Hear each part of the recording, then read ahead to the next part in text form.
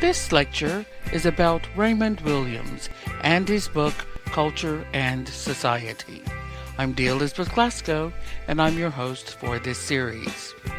Like E.P. Thompson and Richard Hoggart, Raymond Williams was an adult educator, and like them, held to a nostalgic view of an authentic working class culture, in his case, the Welsh working class. Along with Richard Hoggart's book, The Uses of Literacy, and The Making of the English Working Class by E.P. Thompson, Williams' book, Culture and Society, is considered one of the founding texts of British cultural studies. Through a succession of writers, the book traces the evolving conception of culture during the previous 175 years. Williams' main objective was to treat culture as a whole way of life and to show that as conceptions of industry, democracy, class, and art evolved, so did the meaning of culture. For Williams, traditional notions of high culture was undemocratic. He argued that so-called high culture implied that working class culture was inferior. Williams believed that because schools and universities reinforced existing social relations, this bias towards so-called high culture was infused into the populace. Like Richard Hoggart and E.P. Thompson, Williams struggled with distinguishing an authentic working class culture from the popular culture he felt was corrupting it. But what he did identify as eroding working class culture was the commodification inherent in popular culture.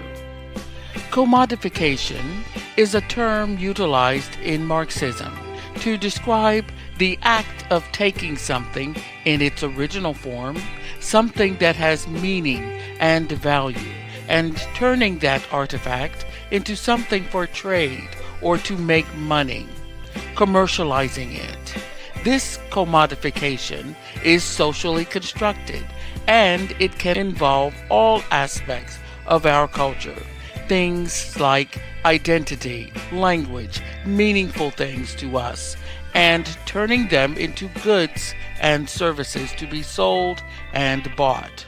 So, within the Marxian purview, capitalism forces the working class to sell their labor to produce culture, thereby robbing the working class of its creativity and spontaneity.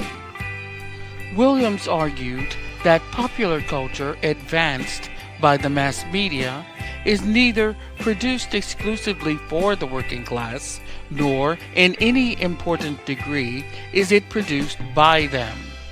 As Richard Hoggart and E.P. Thompson did, Williams wove into Culture and Society a critique of political economy, arguing that the dominant class controlled the transmission and distribution of the whole common inheritance. He made the case that communication went beyond just transmission. It also included reception and response. Now, the notion that reception and response is just as important in the communication process as transmission is a central thread that runs through cultural studies. In future lectures, we will talk about this more when we talk about media theories and the phenomena such as agency, hegemony, and the reception theory versus the effects models. For Williams, any theory of communication was a theory of experience. That interpretation, the way we understand society and our places within it, rely heavily upon not only our education and familiarity with the language, but also upon the whole of our life experience. In the end, Williams believed that changes in the way individuals and communities understand concepts like culture, art, democracy, reflect their everyday lived experience and the conditions through which they live. For Williams the scholar, culture offered up a special kind of map by means of which the nature of cultural and societal changes could be explored. That is to say, the development and evolution of these cultural and societal changes, as well as the reactions to them, serve as a map to guide Williams and others into exploring the nature of changes in social, economic, cultural, and political life. I'm D. Elizabeth Glasgow.